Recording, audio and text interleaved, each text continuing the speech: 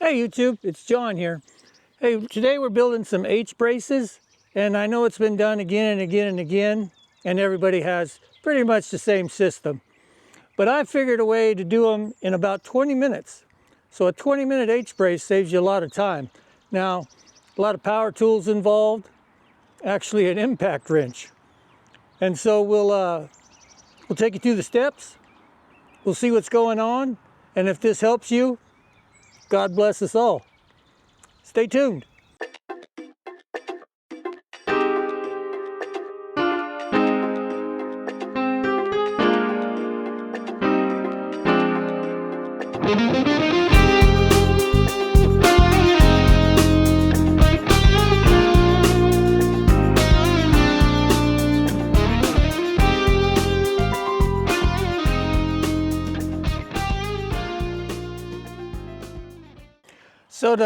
So to secure our cross brace, we're going to use this 1/2 inch by 10 inch lag bolt.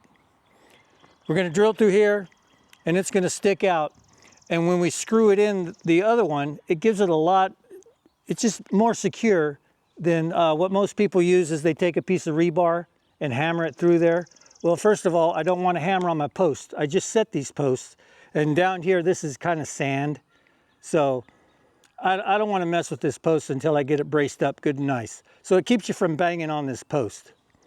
So we'll get a 1/2 inch hole through here, and then on the cross brace, we're only going to drill a 3/8 inch hole, because once I drill this in, I want it nice and tight. Got it? We'll use our long bit, measure that up, and just kind of look behind you, see where that other pole is. See if you can get it on line. That's perfect. And let's give it a drill.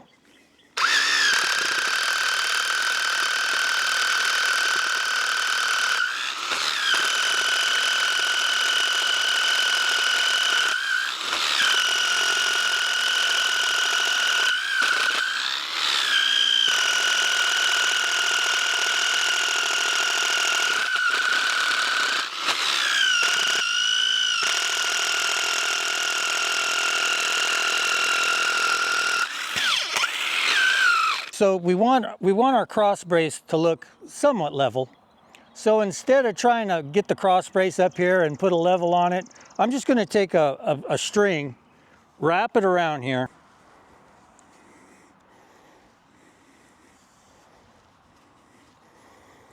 Give it a quick tie. Now to get it level, we'll just put our line level on.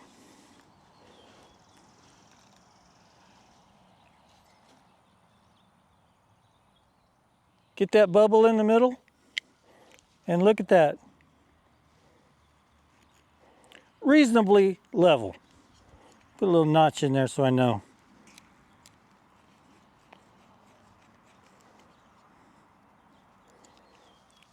Now, isn't that simple?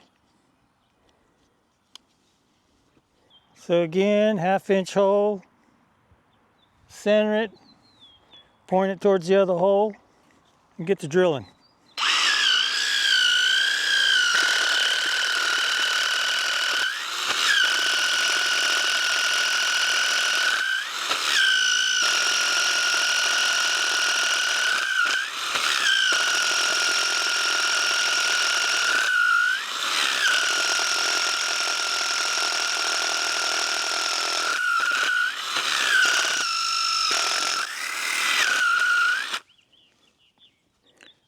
Don't be shy about using your power tools.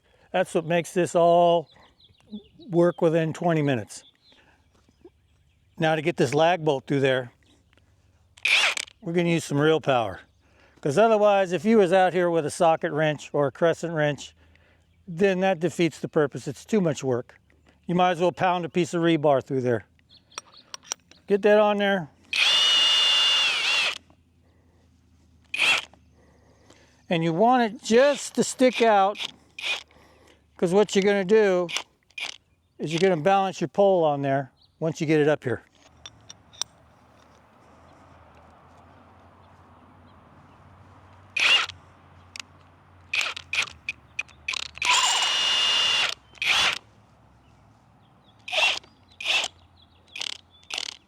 That'll do it. See? Work smarter, not harder. So we'll give this a measure for our cross pole, and see how I left that little nub on that screw sticking out? Gives me something to rest this on. And we're looking at 92 inches. So, of course, making it too long is a problem. You'll have to trim it. But if you make it a 1/4 inch too short or so, it might bring your poles a little off, but those screws will suck it all in together. Because remember, them screws are going to pull on that center pole.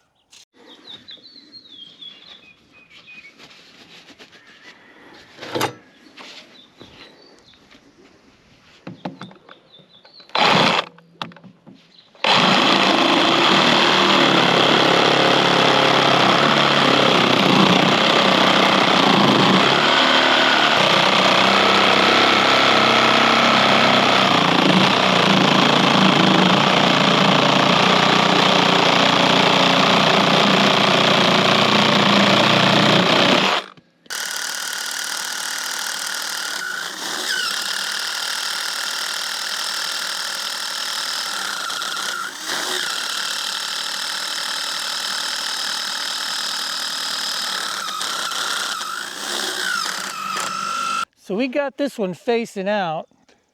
We're just going to find it, give it a little twist, line this one up.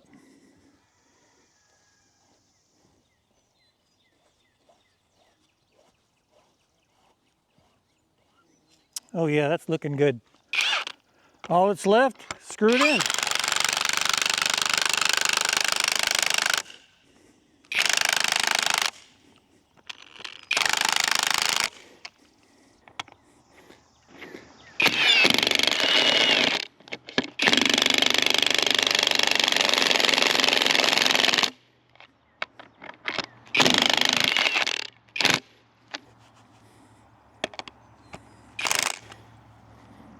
Now if there was a little gap there, using this dog, it'll just suck that right in and it'll be good and solid. Let's keep moving on. So this H brace is going to have a gate hanging on that side, which is going to bring the weight to that direction, and it's going to have no climb horse fence pulling it to that side. So we're going to need 2 tension wires on this one since it's going to be pulling. So we'll start the one, and we'll let you see how that goes.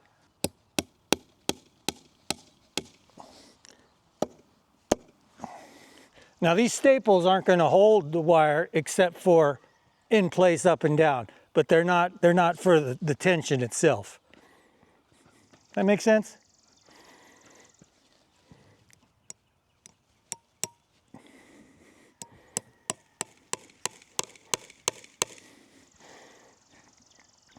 Now I like to put this other staple just around where the cross brace is, because the wires will come around the back side of this, and I mean, if anything ever fails, at least it holds the pole in place.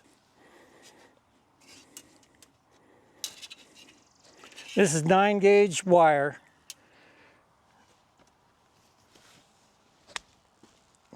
Nine-gauge wire, and it sucks to work with, but this makes it easier. Get that in a little more.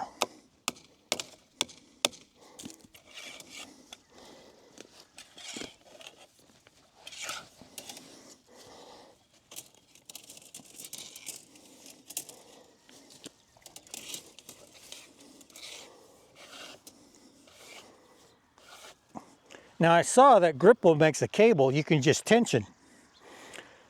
They're kind of expensive though. So although it's probably a great idea, not very cost effective.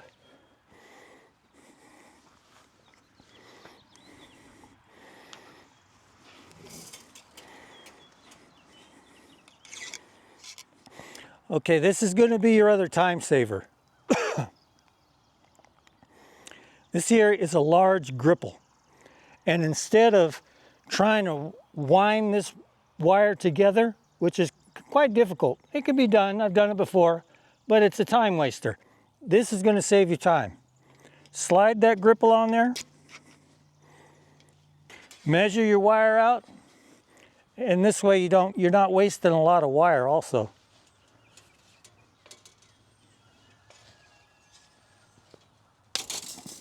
Give that son of a gun a cut. And slide it on through. Now where this also helps is because you can tension it a little bit. You don't have to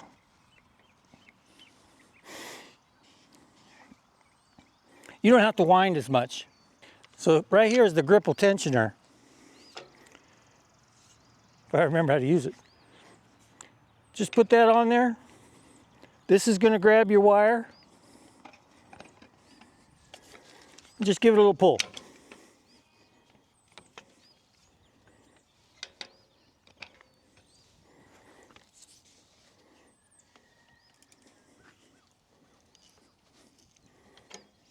Now it doesn't have to be tight because you're gonna wind this up with a piece of rebar. But see how much nicer that is? I don't have to do so much winding. Now this is how we're going to tension our wire with a 2-foot piece of rebar. We'll get it in there and we're going to mark this thing. Well, we're going to have 2 in here. So I'm going to need one here and one there. But before I start winding, I don't want this rebar to stick out so much. So I'm going to get that Sawzall and I'm going to notch this so this rebar sinks into this piece of wood a little bit.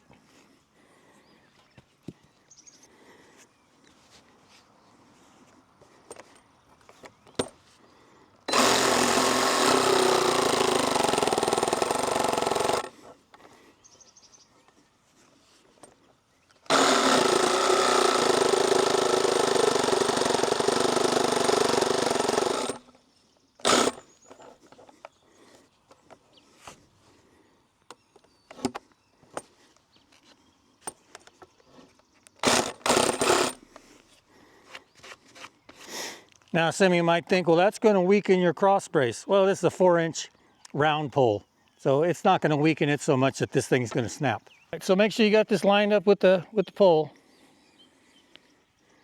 Now remember, when you're winding, you want the pressure towards the pole.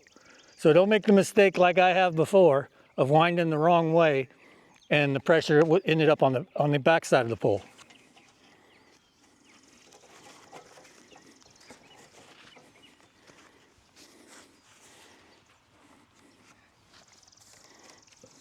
Yeah, I've already got good tension on there. And that's not that many winds. And it doesn't have to be just terribly tight. You don't have to wind this till you're blue in the face. It's just to keep it from shifting a little bit. And that's it. And that's it. And what we'll do is we'll put a staple right here, and that'll keep that from moving out.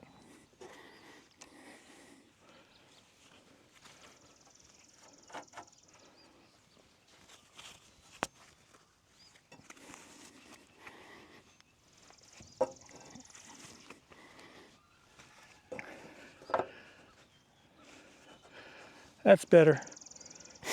I adjusted the rebar down a little bit because I don't want it sticking up across the top.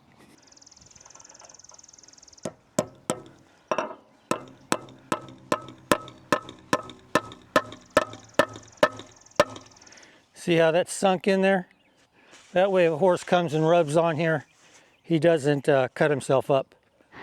Now, one more quick tip. When you're putting on your second wire, make sure it doesn't cross to the outside. If it does, when you wind it, it'll catch on this wire and you won't be able to tighten it up very well. So make sure the wires are on the same side.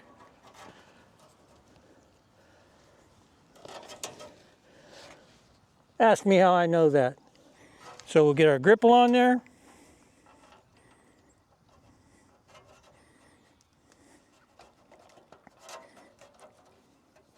Sometimes you got to twist this son of a gun around.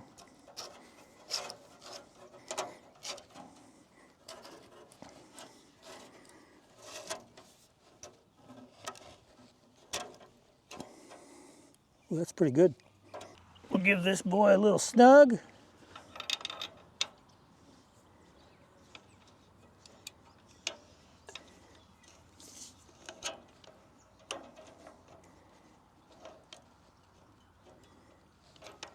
Good enough. Wind it up and that's money.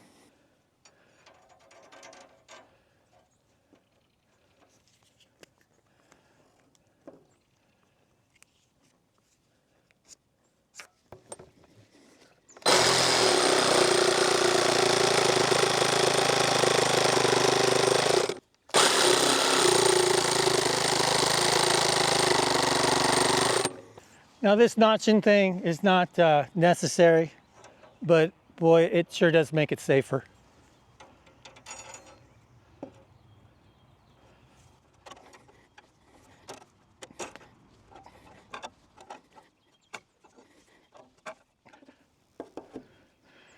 There you go. Not super tight, but just snug so we don't get any shift in the poles. That's it. On these side staples, don't pound them in until they're like real tight up against the wire, because with the change in weather, they want to expand and contract a little bit. So just get it out the way. We'll trim off those tail ends on this wire and make sure they're not sticking out, they're pointed inward, so we don't have any accidents. So there you have it. We got us a nice H-brace.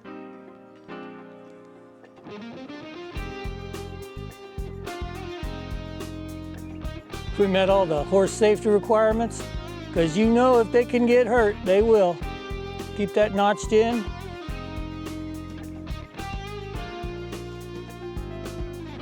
And we'll be ready to string some fence here soon. Hey, I appreciate you guys joining me on Hoofing Homestead. Now, because of filming, this probably took me 45 minutes to an hour. But if I was just working to get this H-brace up, that would have taken 20 minutes.